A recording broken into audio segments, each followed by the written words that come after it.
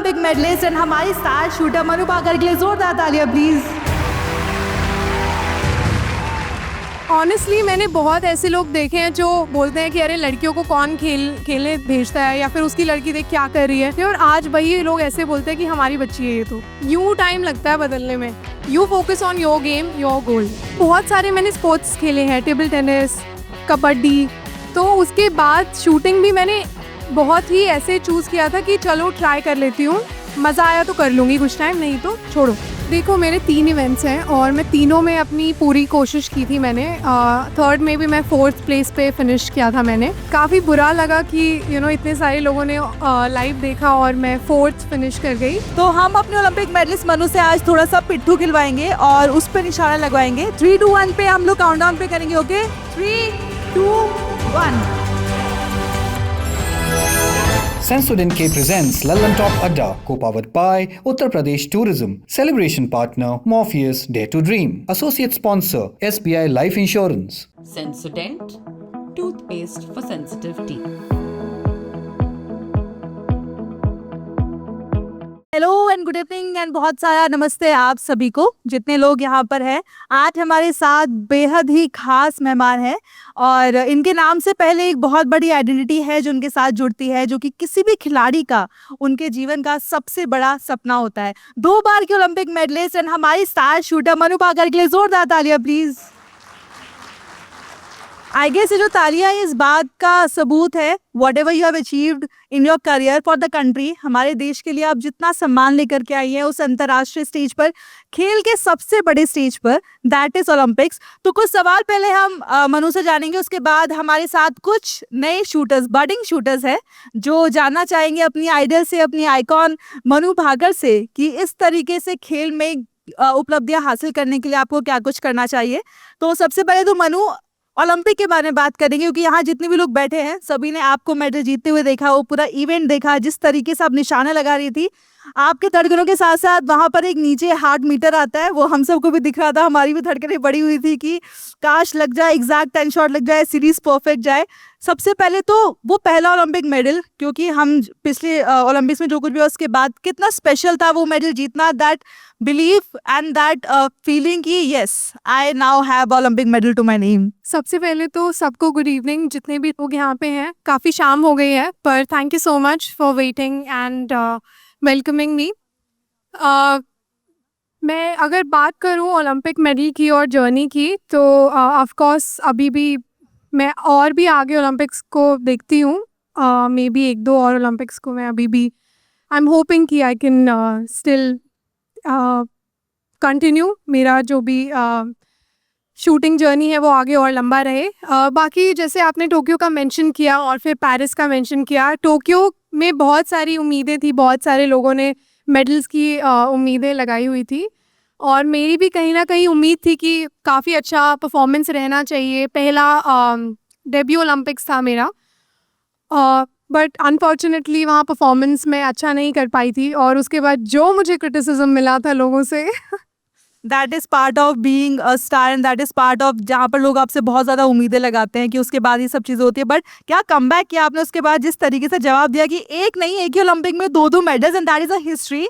India के लिए बहुत 3 खिलाड़ी और हैं जिन्होंने 2 मेडल लिए, बट एक ही ओलंपिक में 2 मेडल लेने वाली Manu is the first shooter, so we have to clap for हर।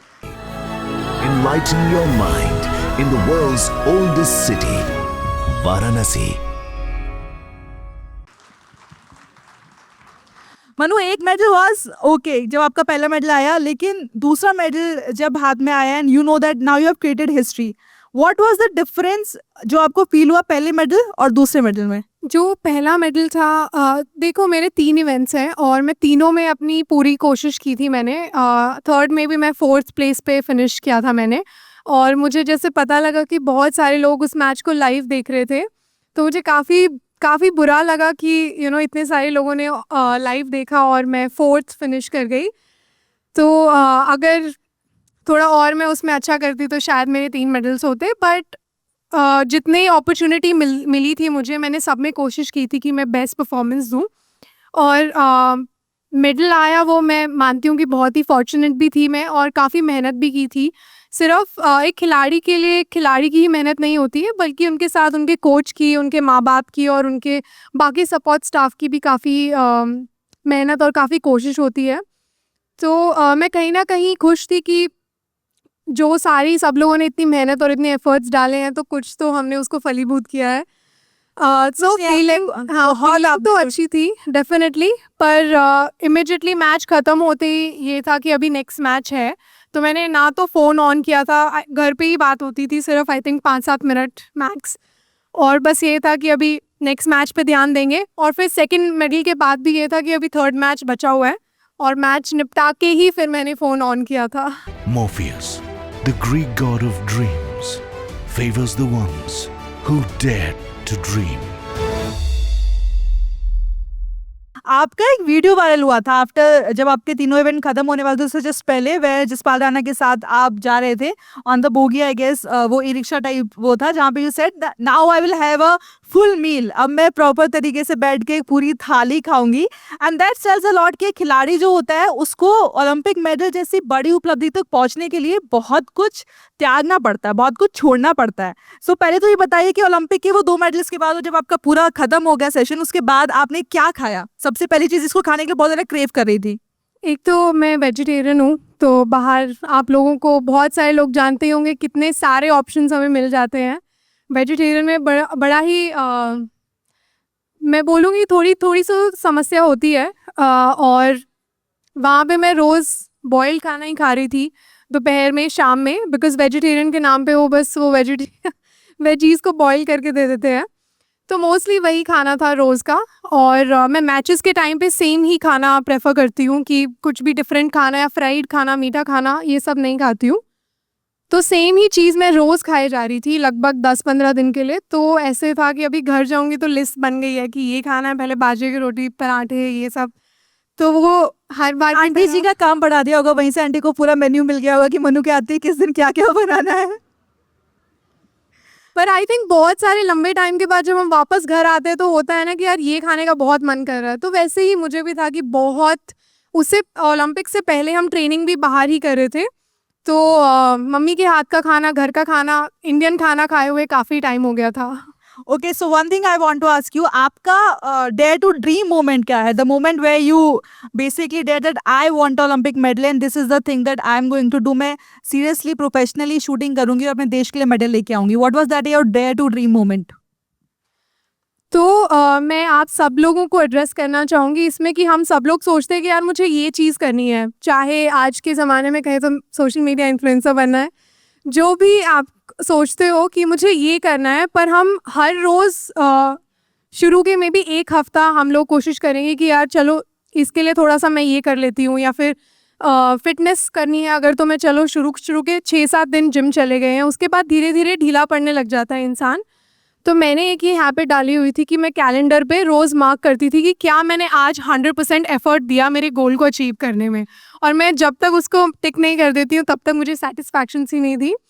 और मेरी टीम भी ऐसी थी, उस टाइम पे मेरे फिजियोज़ और मेरे ट्रेनर्स ऐसे थे कि चाहे रात के 8 बज गए हो, 9 बज गए हो, फिर भी जिम में जो करना है वो डेफिनेटली करके ही मैं वापस अपने रूम में जाना मुझे अलाउ किया जाता था।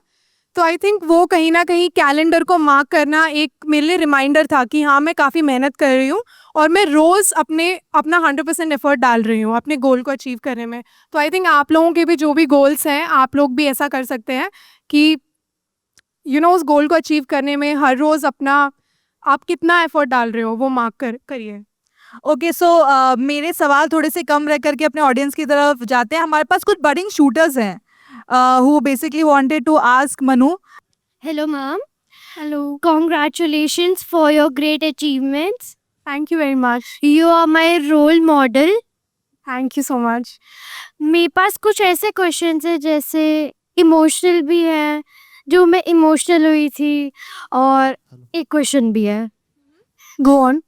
सो एक इमोशनल चीज़ जो हुई थी, जो 25 मीटर में आपके साथ हुई थी, जब ओलंपिक्स में आप 1-2 पॉइंट से 4th पोजीशन पे थे, उस टाइम पे जो मेरी आंखें भर आई थी कि मतलब मैं बता ही नहीं सकती, वो इतना ऐसा सा मोमेंट था। और मोमेंट हो गया एकदम से मनु को देख के। और 10 मीटर को देख के इतना अच्छा लगा कि क्या बताऊं। आई थिंक आपने मनु को भी इमोशनल कर दिया है, because this is the moments that जो उनके करियर का, उनकी जिंदगी का मेरे ख्याल से सबसे बड़ा अचीवमेंट होता है जब आप जैसे लोग आते हैं। आप क्वेश्चन पूछिए, आप क्या पूछना चाहते हो? और मैं 10 इयर्स की हूँ और मैं 8 इयर्स से प्रैक्टिस करती आ रही। सो मेरे साथ ना एक प्रॉब्लम होती है कि जब भी जैसे मैं 97 का कार्ड मारती हूँ और फिर एक 90s में चला जाता है, फिर एक ड्रॉप हो जाता है, जैसे 87 या फिर कई ऐसे 83 ऐसा चला जाता है। तो पहले तो थैंक यू सो मच, आपने बड़ी स्वीट बात कही। और बिल्कुल मुझे सारा मोमेंट याद आ गया है, जब पहला मेडल आया था, फिर दूसरा जब आया था, थर्ड में जब मैं फोर्थ रही थी, और उसके बाद के सारे इंटरव्यूज़ जो हुए थे, लोगों से जो बातें हुई थी। That's very sweet of you, thank you very much. और जो आपने बात कही कि बीच में ऊपर होता है, कभी नीचे होता है, कंसिस्टेंसी रहना सबसे ज़्यादा इम्पॉर्टेंट है। आप कोई मैच जीत लोगे, कोई मैच हार लोगे, बट आपको कंसिस्टेंट रहना सबसे ज़्यादा ज़रूरी होता है फॉर प्रोग्रेस। आप ऐसे चलते चलते ऐसे जा सकते हो, बट ऐसे चलते चलते आप ऐसे नहीं जा पाओगे ऊपर। मेरी आपको एडवाइस ये है कि आप अपने स्टैमिना पे काम करो, अपनी स्ट्रेंथ पे काम करो, थोड़ा बहुत फिजिकल वर्कआउट में भी अपना, बिकॉज अगर आप थोड़ा बहुत फिजिकल वर्कआउट करते हो तो आपकी स्ट्रेंथ बढ़ेगी और उससे आपका एंड्योरेंस, आपकी स्टेबिलिटी भी इम्प्रूव होगी। और धीरे धीरे आप ओपन मैचेस भी आप ज़्यादा से ज़्यादा खेलो। उसमें आपको एक डायरी ज़रूर मेंटेन करनी चाहिए, बिकॉज हर एक मैच के बाद मैं लिखती हूँ कि मेरा एक्सपीरियंस कैसा था।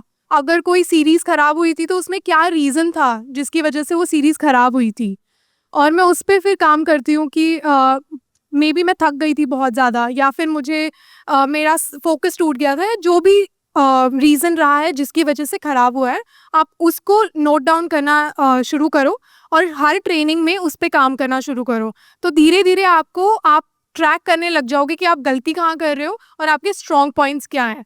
तो अपनी टेक्निक को स्ट्रॉन्ग करते रहो, और जितना ज़्यादा आपकी टेक्निक स्ट्रॉन्ग होती जाएगी, वो ऐसे होते होते इम्प्रूव हो जाएगा 100%।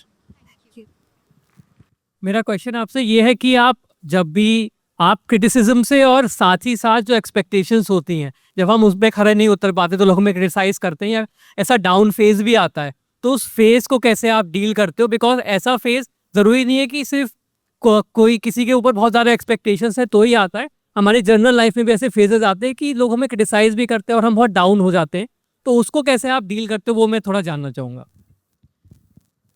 She's an Olympic champion. She knows how to deal I'm with not our a champion, but happy to answer this question.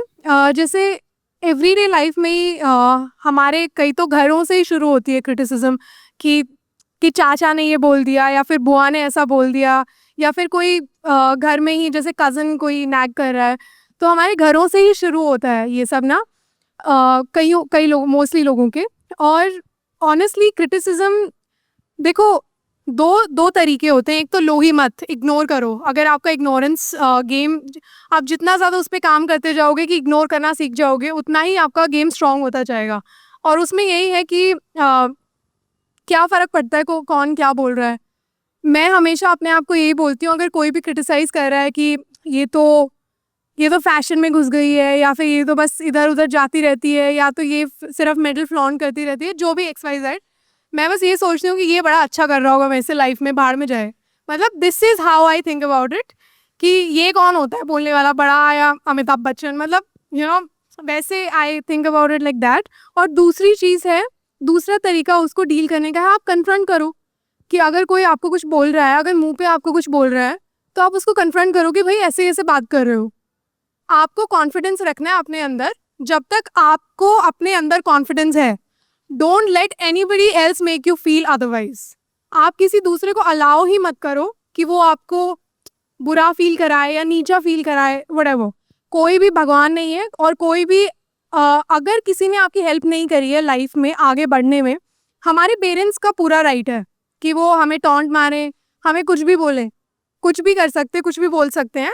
But कोई और बंदा जिसने हमारी लाइफ में हमारी कभी हेल्प ही नहीं की है, या फिर हमें आगे बढ़ने में कभी हेल्प नहीं की है, हमें अच्छी एडवाइस नहीं दी है, वो कौन होता है हमें कुछ बताने वाला? तो लोग आज हैं, आज बुराई करें, कल कल तारीफ करेंगे। आप अपने करियर पे ध्यान दो, आप अपनी लाइफ बनाओ, और वही लोग ऐसे चेंज होते हैं, मैंने देखा है। तो definitely just keep working towards your goal. तो आपको कुछ ऐसा करना होगा कि आप अपनी कामयाबी से और अपने बेस्ट परफॉर्मेंस से ऐसे लोगों का मुंह बंद करते हैं। ऑनेस्टली मैंने बहुत ऐसे लोग देखे हैं जो बोलते हैं कि अरे लड़कियों को कौन खेलने भेजता है, या फिर उसकी लड़की देख क्या कर रही है। और कल वो ऐसा बोल रहे थे, और आज वही लोग ऐसे बोलते हैं कि हमारी बच्ची है, ये तो हमारी बच्ची है। यूं टाइम लगता है बदलने में। You focus on your game, your goal. Okay, तो एक अभी हम लोग बैक स्टेज बात कर रहे थे, तो एक इम्पॉर्टेंट क्वेश्चन लेना, उसके बाद एक क्वेश्चन हम ऑडियंस से लेंगे। आप जेनजी से कितना रिलेट करते हो मनु? जो टिपिकल जेनजीज की डेफिनेशन है कि जैसे कीबोर्ड वॉरियर्स कर रहे हैं, बात करते हैं सोशल मीडिया पर बहुत ज़्यादा जो एक्टिव रहता है एवरीथिंग, आप जेनजी हैं, लेकिन आप जेनजी से कितना रिलेट करती है जो स्टीरियोटिपिकल उनके लिए इमेज बनी हुई है उससे? देखो The slangs, the OTT मुझे terms. ऑनेस्टली लगता था कि जेनजीज बहुत कूल होते हैं, बट देन आई रियलाइज कि वो जो सोशल मीडिया पे ट्रोलिंग करते हैं या फिर वो जो उल्टा सीधा बोलते हैं, वो भी जेनजी ही हैं आजकल। तो हर एक इंसान पे डिपेंड करता है कि वो कैसा है, और हर एक हम किसी भी ऐसे नहीं बोल सकते एज ग्रुप को कि ये एज ग्रुप बहुत कूल है या फिर ये एज ग्रुप अच्छा है या अच्छा नहीं है। I think it completely depends on कि भाई वो इंसान कैसे हैं या फिर उनके आसपास के लोग कैसे हैं। बट आई थिंक जो कुछ टर्म्स वगैरह हैं Gen Z OOTD types, do you know the full form of OOTD? Sorry OOTD. I'm just taking the Gen Z slangs with you. Some online platform something. OOTD is outfit of the day. But yeah, outfit of the day. Okay, so clearly, but Olympic medalist है मनु, लेकिन हम लोग आज उनका निशाना किसी और चीज़ पे चेक करने वाले हैं।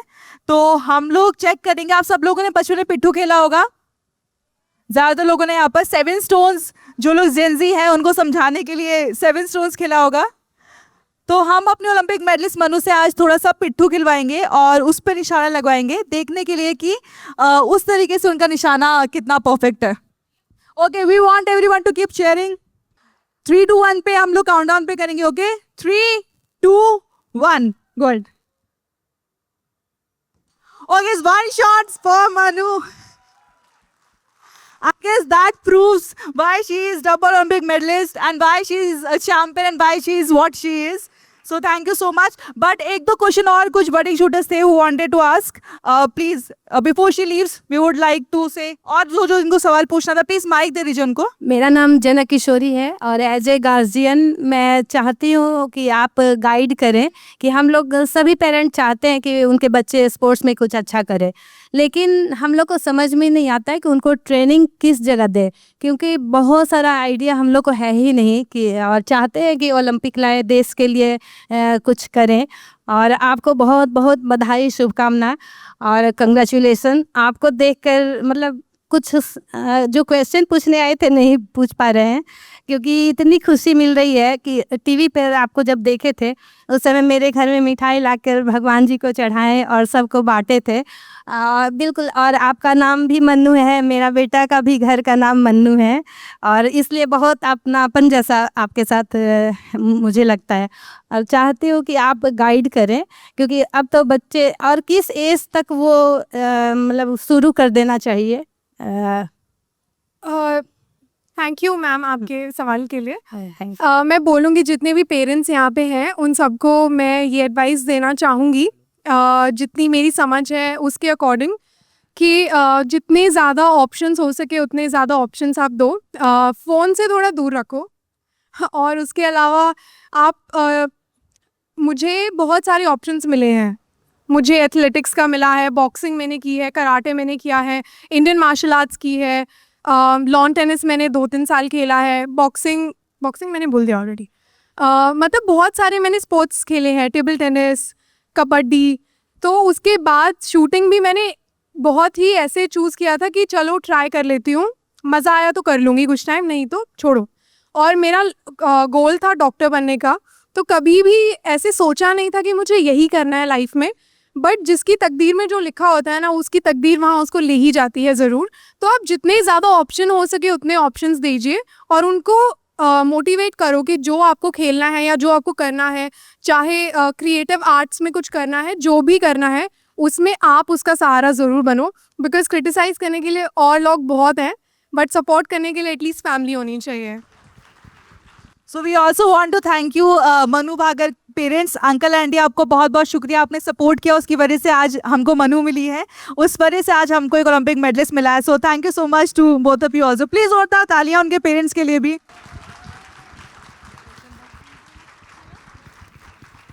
सो we want to thank her and आप सबका भी शुक्रिया। आप लोग बैठे, आपको मुझे उम्मीद है कि मनु की कहानियों से, उनके जवाबों से बहुत कुछ सीखने को मिला होगा आपको, और उनकी जर्नी से बहुत कुछ सीखने को मिला होगा। All the best to everyone and thank you so much Manu को हमारे स्टेज को ग्रेसफुल यहाँ पर आने के लिए and for this session. Thank you so much. Thank you so much. मैं उम्मीद करती हूँ कि आज मैं यहाँ खड़ी हूँ, कल आप में से कोई लोग यहाँ खड़े होके हम आपकी बातें सुन रहे होंगे। तो ऑल द बेस्ट आप सब लोगों को, और किसी की मत सुनो, किसी की ज़्यादा बातें सुनने की ज़रूरत नहीं है आपको। अगर कोई बोले कि ये करो वो करो, आपके जो मन में आए, बट सही काम करो, गलत काम कभी मत करो, किसी का दिल मत दुखाओ, किसी का बुरा मत चाहो, अपने लिए हमेशा अच्छा करो। और सबसे ज़्यादा खुशी होती है जब आप अपने माँ बाप को प्राउड फील कराते हो, उससे ज़्यादा बड़ी खुशी मैंने नहीं देखी है कभी भी। ऑल द बेस्ट आप सबको and thank you so much.